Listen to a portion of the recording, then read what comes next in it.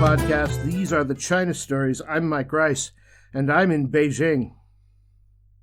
As an American, do you support disbanding the police force? Changing the police, if it's for the better, if you're getting rid of the actual deadweight and the evil people inside the police force, and to be clear, they are in there because there are evil people everywhere, and not because they are police. If you're looking to actually change something, that's fine. But it's important to remember that no matter what sanctions you put on the police and no matter how you change what they are allowed and not allowed to do, the job itself, the job of being a police officer, does not change. Bad people still commit heinous crimes, and people still kill people, and somebody needs to handle that situation. George Floyd should not have died. George Floyd didn't need to die.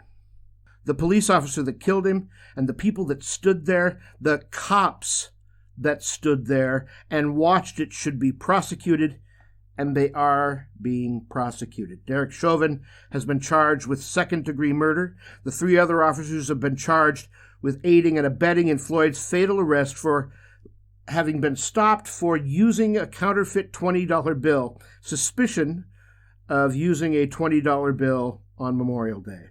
Again, Floyd should not have died. He was a lifelong criminal, and still he should not have been killed. But I still have a few questions. Is it hypocritical to call George Floyd a martyr and pay no attention at all to David Dorn? This one's a long one, but stay with me.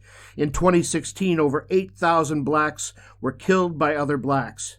258 blacks were killed by police gunfire that year as well, and the number of those that were unarmed was 18.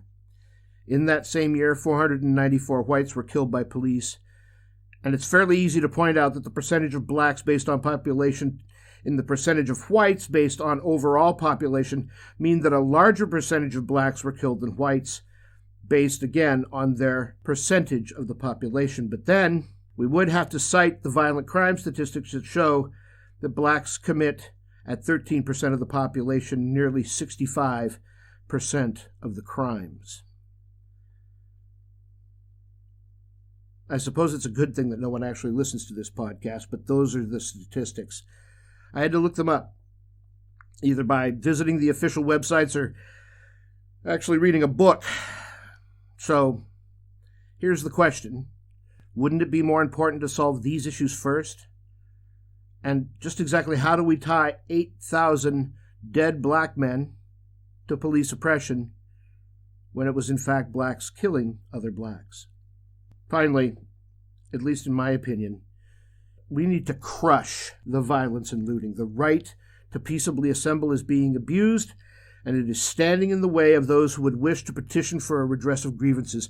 I have no problem. I stand with the peaceful protesters, and I say fuck the looters. And if any of them want to come here and visit, I'll be happy to introduce them to real oppression. I stand with the peaceful protesters because they have a point. Unnecessary violence has caused the death of people like George Floyd and many others. Unnecessary violence by the police.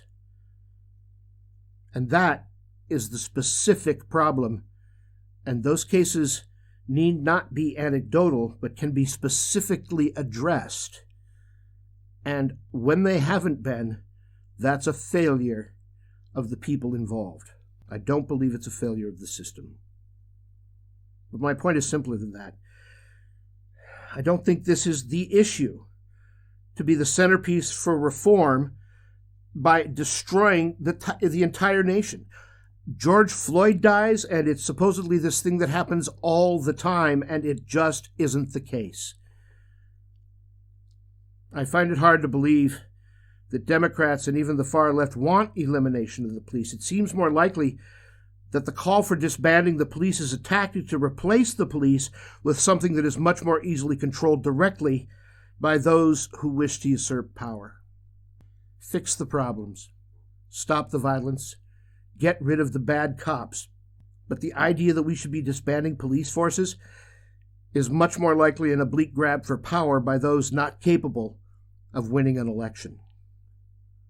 How else will they enact an idea that is unpopular with the majority of Americans of all races? You've been listening to the China Stories. I'm Mike Rice. I'm in Beijing. And remember, always be courageous and kind.